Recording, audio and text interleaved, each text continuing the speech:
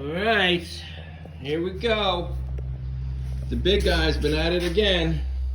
All right, got some progress, some big progress going on the old trailer builds. All right, so let's, oh boy. Got some. Let's see here. These are just sitting there because they were painted. But I got this bunk here. Not bunk. I don't know what you call it. Thing, contraption, add-on.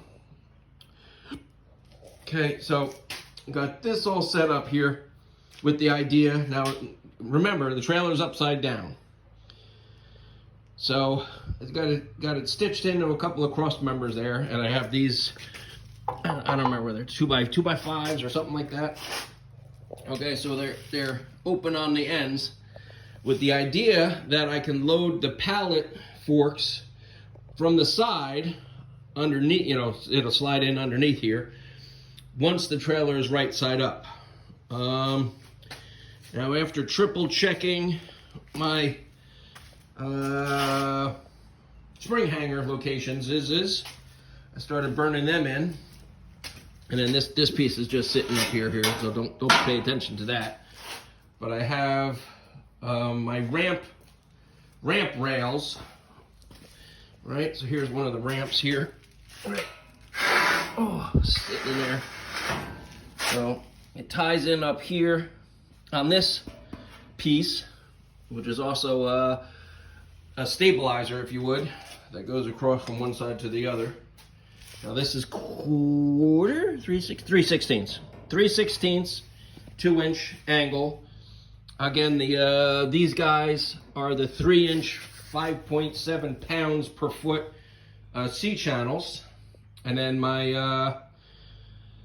the ramp, the actual long legs, I guess you call them. Is the whole thing quarter? The long legs are quarter. And I think these are 3/16, the cross beams. And then I have this piece in the back here. Hopefully I won't trip and kill myself here. Oh. Got this piece welded in the back, right? So, excuse me. Geez, did you hear my bones creak? So I can screw this on, right? And then that'll be my safety catch. So the ramps can't evacuate from the back here, because the ramps only have so much play, but they can slide out. I don't even think I captured that at all. So they only have a little bit of play, but they slide out. So with this, now this is only 1/8. I use 1/8 because it's easy to drill. So if I put that on there, that'll catch the ramp. Right, see if I can do this here. Right. So that won't be able to come out. That'll be my safety. And then also in the middle here, I can mount my lights, the middle lights. So I've got that all welded up. I'm gonna spin you around all the way around here. See if I can't give you an overall shot here. So we're getting there. We're getting ready to do the tongue. But I think what I'm gonna do is I'm gonna pull it out. I'm gonna use the tractor. Pull it out before I put the tongue on. Now the tongue, what do they say? You're supposed to be half the width of your tow vehicle for the length of your tongue. Okay. So the tongue is, I'm going to make it 46 inches because the F450 can handle an 8-foot bed on it, but that goes outside the rear tires, right? So I got these boxes of chicken feed in here, but all right, hold on. The 450 is over there. What do you think of this color rim, that greenish forest green? I'm digging it. So I took that one off and did the other one too. But anyway, the 450 is like 92 inches wide or something.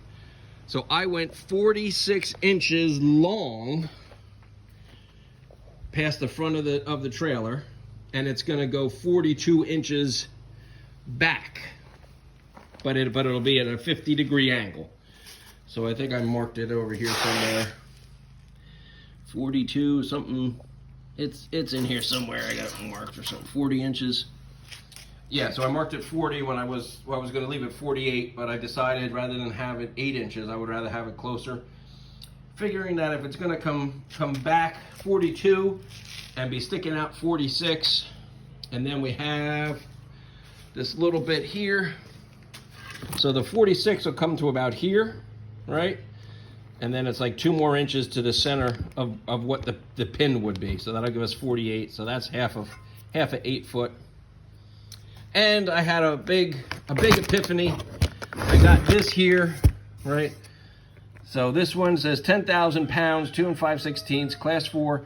So right there tells me that the 2 axles at 50, are they 5,200? 5,200 pound axles each is more than enough for the coupler. I don't want to build the axle. I don't want to build the trailer stronger than the coupler. So with just 2 axles, here I'll show you. I'll show you how the axles. Now you're supposed to be 60% of your trailer length for your center of your axles. Well, with the 450 capable of holding 15,000 pounds of payload, I went to 65%, and then it came out to be like 157 and 5/8 or something, so I just dropped it down to 157 and a half. So at 65%, now I'm getting technical, I'm going to try to make it quick so I don't bore you to death. At 65%, that would be 156 inches. And then the front axle's here, sits here. All right, so let's see here. It's 129 to 159, so that's 20 inches. That's 30 inches. So 15 from 159, 149, 144. So that puts our center of the front axle right here. All right, and then this is the center pin that gets this doohickey here, right? And then the front pin, this pin here is welded solid on all sides, because that one is just stationary. I figured this one with the them stupid guineas, God, I hate them, with the trundle, I figured this one gets more more stress. So that's why this has got the big E-brace on it. I still got to weld this side here, do a little side there and a little side there, and then weld the hole in the middle there. And then once I flip it over, I'll be welding this side here. So the way I have it engineered is it's flush with the outside. That gives me 80-inch spring center with almost a 2-inch main beam and an 82-inch overall width. So yeah, have them in a little bit and then tied in there. And I was thinking about it, but I think it would be overkill to put an angle piece here to here, connecting them two, because I don't think that's really needed. That would probably be overkill. I still might do it, but I think it might be overkill. Because not for nothing, these things, they don't flex the least little bit.